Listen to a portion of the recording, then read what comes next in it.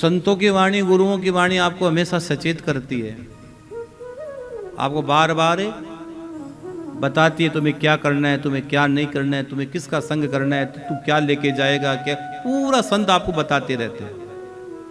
हाँ, संत महात्मा आपको हर समय आवाज लगाते रहते हैं। अब आवाज में तुम समझो कि नहीं समझो, क्या है वो लीला मैं नहीं जानता, लेकिन भैया संत आपको आवाज लगाते हैं। अब आगे सुनो, अन्न आदि का वितरण का विधान है। जब आप अन्न करते हो, वितरण करते हो, उसका भी विधान है बताया गया। क्या बताया गया है? वायु पुराण, वायु पुराण कहती है जब निमंत्रण, जब आपने ब्राह्मण को निमंत्रण, ब्राह्मण से भोजन से तृप्त हो जाए, जो आपने ब्राह्मण को भोजन करवा दिया वो तृप्त हो जाए, तो भूमि पर थोड़ा सा अन्न डाल देना चाहिए। थोड़ा सा अन्न, थोड़ा सा उसमें डाल देना चाहिए भूमि पर। और आचमन के लिए उन्हें एक बार शुद्ध शुद्ध जल दे देना चाहिए। तदंतर भली भांति तृप्त वे ब्राह्मण से आज्ञा लेकर भूमि पर उपस्थित सभी प्रकार के अन्न से पिंडदान करने का विधान है। क्या बात है! अगर जब आप पिंडदान करते हो तो उसका भी यह विधान बताया गया है। श्राद्ध के अंत में बलि विश्वदेव का भी विधान है। क्या बात! ब्राह्मण से सत्कारित तथा पूजित यह एक मंत्र समस्त पापों को दूर करने वाला, परम पवित्र अश्वमेघ यज्ञ का फल प्राप्त करवाने वाला है। जब आप घर में ब्राह्मण आए, भोजन करवाएं, तर्पण करवाओ, पिंडदान करो, जब आपको पिंडदान करना पड़े, कभी जब आप तर्पण करवाओ, जब ब्राह्मण को भोजन करवाओ, तो उसके बाद सूत जी कहते, हे ऋषियों, इस मंत्र की रचना ब्रह्मा जी ने की थी। ये अमृत मंत्र है जो पितरों के लिए बता रहा हूं, ये अमृत मंत्र है। लिख लो भाई रे, वायु पुराण में लिखा गया मंत्र है, सुन लो। क्या मंत्र है? आप पितरों के लिए बोल सकते हो श्राद्ध में। हम तो गया जी में बुलवाएंगे आपके पितरों के लिए, लेकिन आप घर में भी बोल सकते हो। देवताभ्यः पितृभ्यश्च महायोगिन्य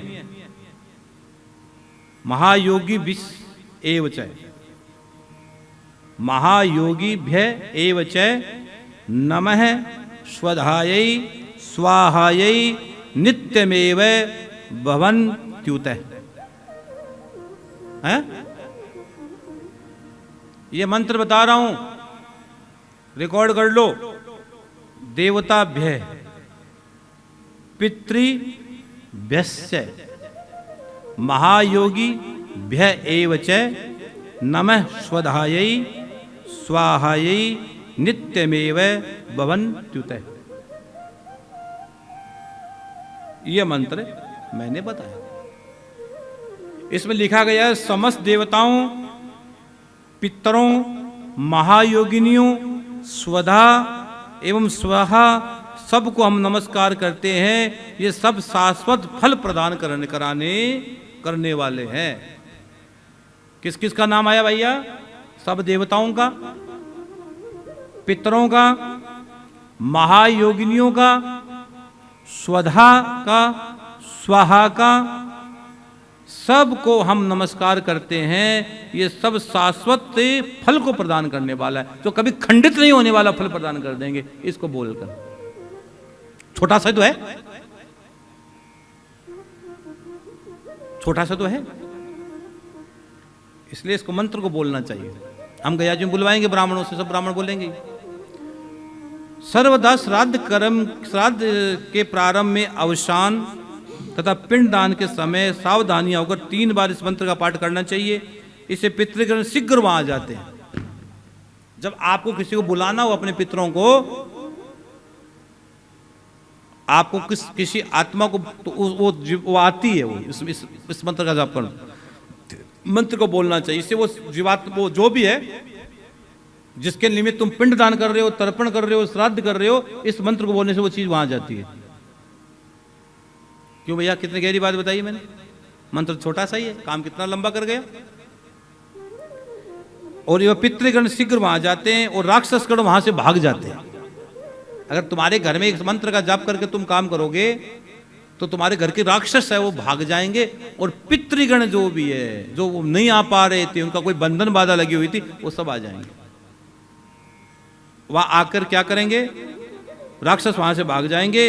राज्य प्राप्ति के अभिलाषी को चाहिए कि वह इस आलस्य को रहित होकर सर्वदा इस मंत्र का पाठ करे। यह इस मंत्र का पाठ करने से क्या होगा? आपका वीर्य, पवित्रता, धन, सात्विक बल और आयु को बढ़ाने वाला है ये मंत्र। इससे आपके सब पितृ देवता, सब देवता, सब के सब आपकी शरीर की और आपकी रक्षा करेंगे। बताओ कितना बड़ा सा, कितना प्यारा सा मंत्र बताया मैंने। अब तो बात बनती है भाई, महाराज जी बात तो बहुत अच्छी बताई आपने।